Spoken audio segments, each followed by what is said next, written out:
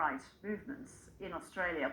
Here's Andre Oduller from the Online Hate Protestation Institute and La Trobe University. I wasn't a surprise to some. This group, which was in the Grampians, is a combination of two previous far-right groups. One of them, Antifa Resistance, was in the Grampians just a few years ago, doing the exact same sort of stunt, trying to drum up media attention. So what we've seen is there's a global rise, and these same people that have been there for years are trying to put themselves on the map as the Australian part of this global rise in transnational white supremacy. These groups in Australia have previously been perceived as being rather disorganised, haven't they? Is there now increasing evidence, as the weekend just gone, that two groups have come together, that they are becoming more coordinated, and so they pose more of a threat? Look, these two particular groups came together quite some months ago now. One of them promoted itself as a neo-Nazi youth movement, and its sort of top cut-off age was about 25. And the other was a much more general group. So them coming together isn't such a huge surprise. What we're really seeing is a coalescence on alternative social media, platforms like Gab, for example, Telegram, etc. What we're seeing is that white nationalists have been thrown off mainstream platforms, off Facebook, off Twitter, off YouTube, etc. And they've gone to these alternative platforms where the intensity is just growing. They've got less ability to recruit others to join them, but more ability to ramp up the rhetoric, and they don't need to watch what they say anymore in these platforms. There was also, Andre, the presence of the far-right Proud Boys logo at an Australia Day march in Melbourne, wasn't there? How prevalent are far-right groups on the whole in the country now? Are numbers growing? I don't think numbers are growing just yet, but I think we're at a stage where we could see a rise during 2021.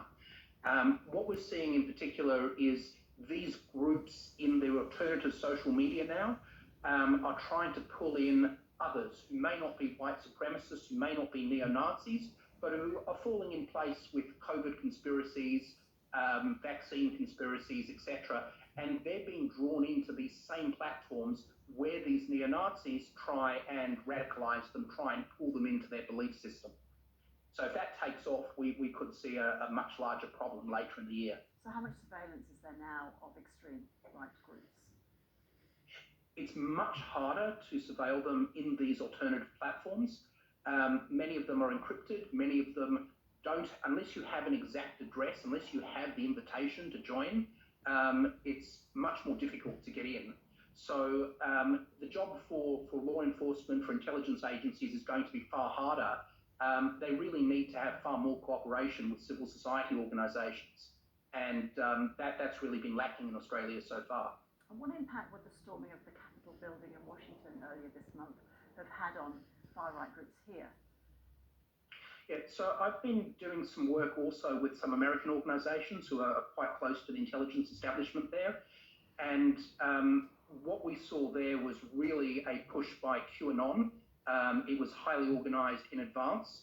And QAnon itself is now being deplatformed from the mainstream platforms. And they do have their adherents here in Australia as well.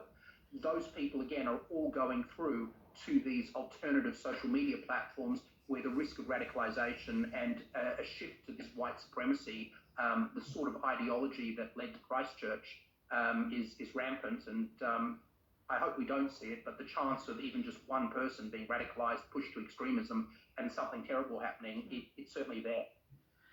Labour Senator Christina Keneally in December was pushing for an inquiry into far-right extremism. I believe that inquiry is going to go ahead. Presumably you support such a move, and what could it lead to? Look, the inquiry's submissions are due in February, and we definitely do support it. The government has expanded the brief from being a focus on white supremacy to being on all extremism. White supremacy really is the topmost threat at the moment. We are seeing some movement from ISIS as well, but we really need that focus. And, we've been at the Online Hate Prevention Institute, we've been saying for years that we need governments to work with us and to support us. And even before Christchurch, the message we were getting from government and from the Attorney General's office federally was, we've got this. You know, we appreciate all the work you're doing, but the government's got this. You know, that's clearly not been true.